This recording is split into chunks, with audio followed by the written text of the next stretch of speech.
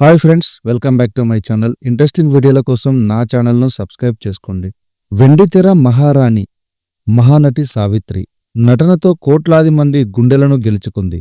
కానీ తన జీవితంలో మాత్రం దారుణంగా ఓడిపోయింది. కేవలం 45 ఏళ్లకే కోమాలోకి వెళ్లి మరణించడానికి కారణం ఏమిటి? ఆమె చుట్టూ ఉన్న చీకటి కోణం ఏమిటి? ప్రేమించిన భర్త జెమినీ గణేశన్ ఆమెకు మద్యాన్ని అలవాటు చేసింది నిజమా? నమ్మిన బంధువులే ఆమె ఆస్తులను ఎలా దోచుకున్నారు? ఒక్క విషయం గుర్తుంచుకోండి, సావిత్రి జీవితాన్ని నాశనం చేసింది ఒకరు కాదు, ముగ్గురు ద్రోహులు. ఆమె పతనానికి దారితీసిన ఆ గుండెల్ని పిండేసే నిజాలు ఈ వీడియోలో చూడబోతున్నారు. స్కిప్ చేయకుండా చివరి వరకు చూడండి, లేదంటే ఒక విషాద చరిత్రలో ముఖ్యమైన అధ్యాయాన్ని మిస్ అవుతారు.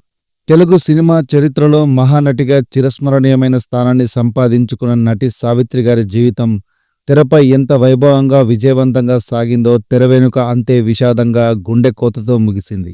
అద్భుతమైన అభినయంతో ప్రేక్షకులను మంత్రముగ్ధులను చేసిన ఆమె వ్యక్తిగత జీవితం ప్రేమ, నమ్మక ద్రోహం, ఆర్థిక ఇబ్బందులు, మానసిక క్షోభల సమూహారం. సావిత్రి జీవితంలో అత్యంత కీలకమైన విషాదకరమైన మలుపు ఆమె అప్పటికే వివాహితుడైన నటుడు జెమినీ గణేశన్తో ఏర్పడిన ప్రేమ వివాహం. సావిత్రికి జెమినీ గణేశన్తో పరిచయం ఏర్పడే నాటికి ఆయనకు అప్పటికే 2 భార్యలు ఉన్నారు.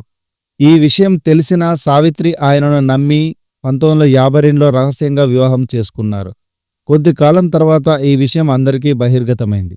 సావిత్రికి జెమినీ గణేశన్పై ఉన్న అపారమైన ప్రేమ నమ్మకమే ఆమె జీవితంలో విషాదానికి ప్రధాన కారణమైంది.